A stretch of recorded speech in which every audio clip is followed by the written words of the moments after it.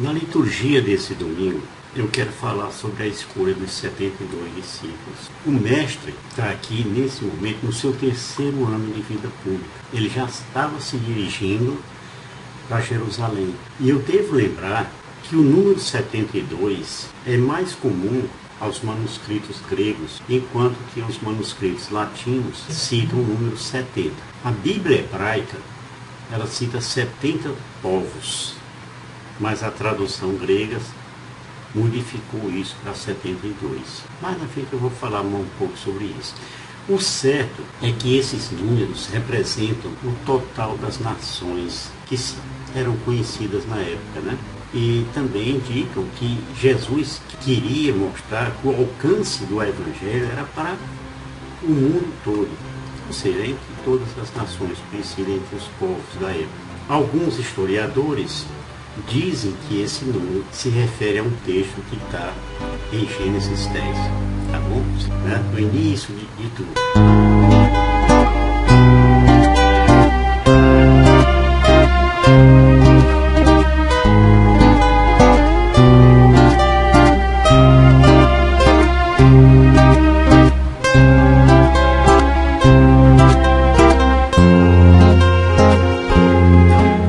Qual foi a motivação de Jesus para essa escolha?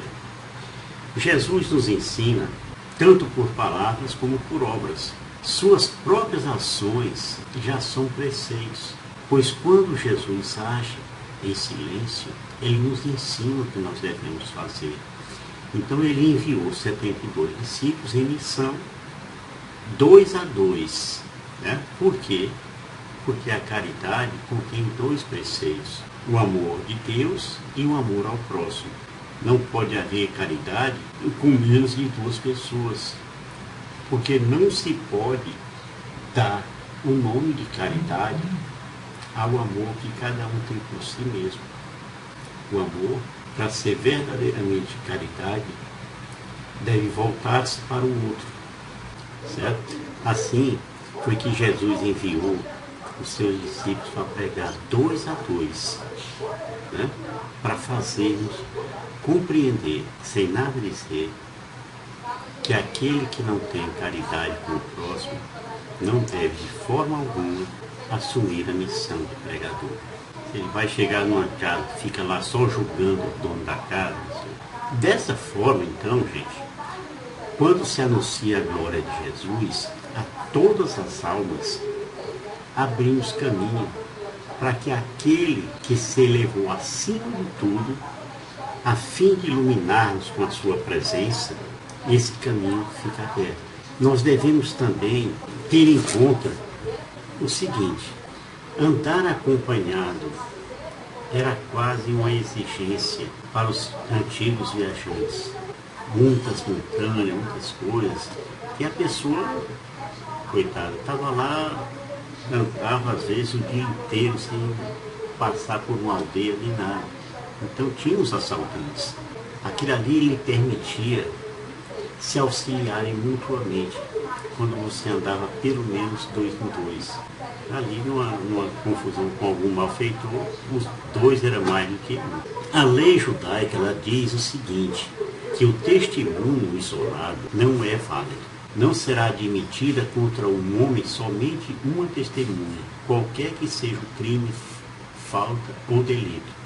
Só se tomará a coisa em consideração sobre o depoimento de 2 ou 3 testemunhas. Deuteronômio 19:15. Nós temos também um texto do próprio livro de Deuteronômio que diz: sobre o depoimento de 2 ou 3 testemunhas morrerá aquele que tiver de ser morto, mas não será morto sobre o depoimento de uma só, no caso testemunha. Vamos falar aqui agora sobre o que Jesus quer de nós. Jesus disse aos pregadores: grande é a messe, mas poucos são os operários. Rogai ao Senhor da messe que mande operários para a sua messe. Então são tão poucos os trabalhadores para uma colheita tão abundante que nós não podemos constatar isso senão com uma grande tristeza. Não faltam ouvintes para as palavras de Deus. O que falta são as pessoas que devem transmitir essa palavra. Nós sabemos que no mundo existem muitos bispos, sacerdotes, diáconos, religiosas ordenadas e leigos, né? Consagrados ou não, mas para essa colheita eles são poucos, são muito poucos. A messe é grande e precisamos atender a esse chamado de Jesus. Um dos maiores apóstolos e missionários, aguerrido mesmo, foi Paulo. Olha que Paulo, ele semeou o evangelho entre os gentios. E aos Gálatas ele chegou lá e disse isso: não vos enganeis, de Deus não se zomba. O que o homem semeia, isso mesmo colherá. Quem semeia na carne, da carne colherá a corrupção. Quem semeia no Espírito, do Espírito colherá a vida eterna. Não nos cansemos de fazer o bem, porque a seu tempo colheremos, se não relaxarmos. Gálatas 6, de 7 a 9. E pelo que ainda poderia passar em termos de agressões, o próprio Paulo disse aos seus pretensos algozes: de hora em diante ninguém me moleste, porque trago em meu corpo as marcas de Jesus. Então, que fazer quando não formos bem recebidos numa casa ou numa comunidade? Né? De repente você está indo lá e tal, aí vem, eu mesmo, uma vez sofri isso, a pessoa: eu sou evangélico, tá, não sei o que, não quero saber de você. Tudo bem. Uma vez eu estava orando também com uma pessoa lá no hospital, coincidência ou não, ela estava com uma tremenda, ela estava hospitalizada com um problema na cabeça, era uma dor intensa. Por obra de Deus, na hora que eu impus as mãos, a dor passou, mas a raiva dela não passou não. Só porque eu era cantor. Imagina. Então Jesus tinha os seus motivos de instruir os discípulos dessa forma. Ele próprio, na sua própria terra, tinha sido ameaçado, né? E ainda seria ameaçado e morto depois em Jerusalém.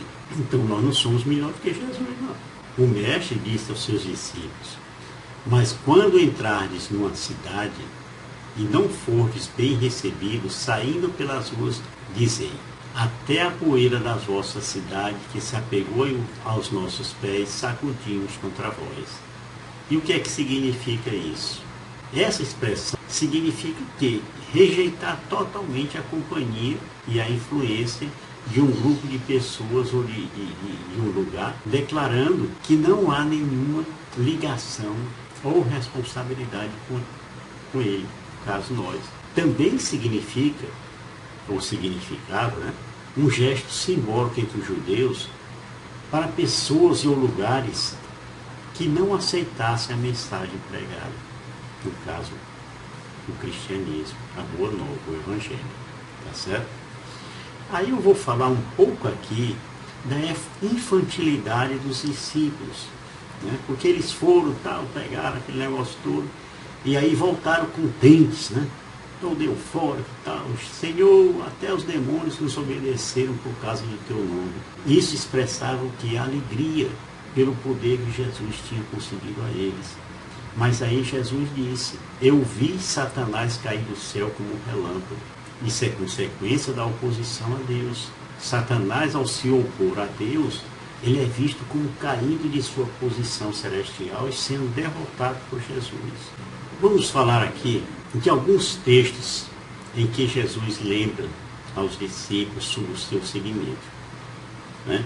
Porque Jesus sempre foi claro, Jesus não mente para ninguém, não fica enganando ninguém, não. Então nós vamos tomar aqui o capítulo 9 do Evangelho de Lucas. Enquanto caminhavam, um homem lhe disse: Senhor, seguir-te-ei para onde quer que vás. E aí Jesus replicou-lhes: as raposas têm covas e as aves do céu ninhos, mas o Filho do Homem não tem onde reclinar a cabeça. Explicando para ele: olha, você vem, mas a situação é essa. Você não vem aqui comparar sempre, não. No versículo 59, 60, a outro disse: segue-me. Mas ele pediu: Senhor, permita-me ir primeiro enterrar meu pai. Aí Jesus disse para ele: deixa que os mortos enterrem seus mortos. Tu, porém, vai e anuncia o reino de Deus. Aí no versículo 61 e 62, um outro ainda lhe falou: Senhor, seguir-te-ei, mas permite primeiro que eu me despeça dos que estão em casa. Mas Jesus disse para esse também: aquele que põe a mão no arado e olha para trás não é apto para o reino de Deus. Olhando um pouco o sermão de Santo Agostinho, o que ele falou sobre, algumas coisinhas que ele falou sobre esses 72 discípulos. Então nós vimos que Jesus enviou os ceifeiros com a foice no Evangelho, né? Com a foice do Evangelho.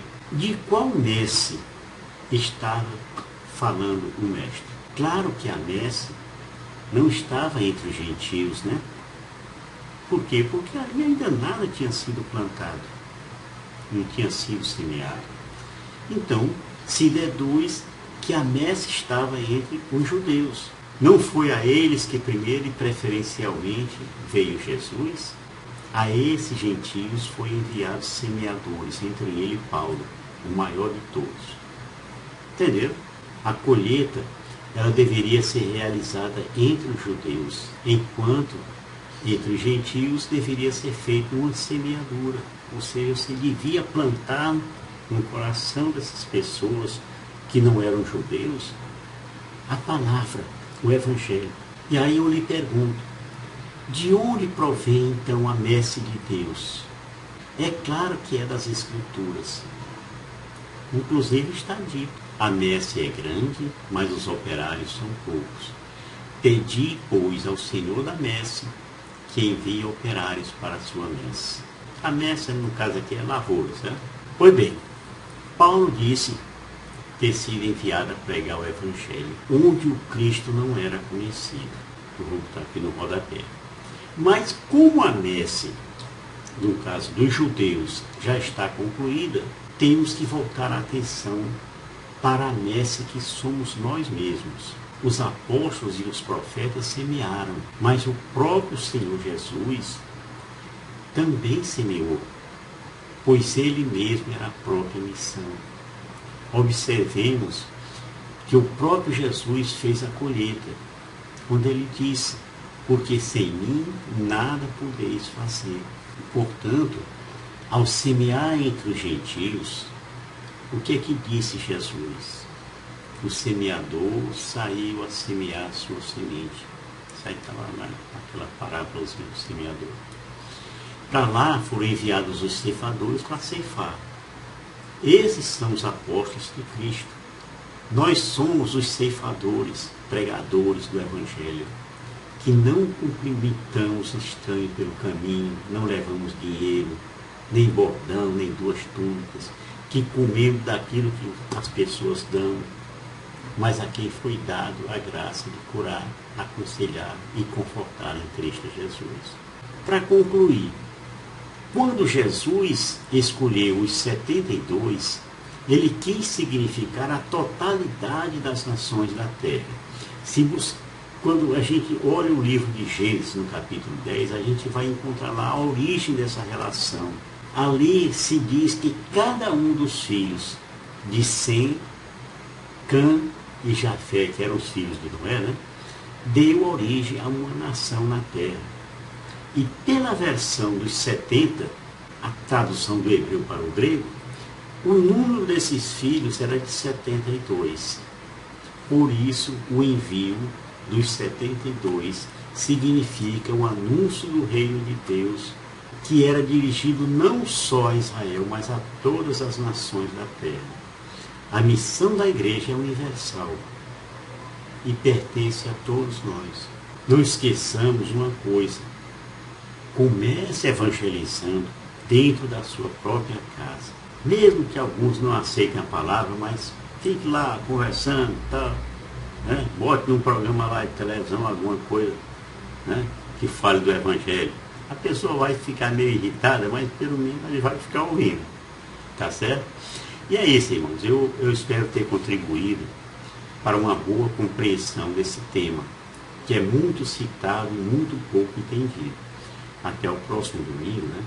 Participem da missa e ouçam o que os nossos padres dizem no seu sermão, na sua homilia.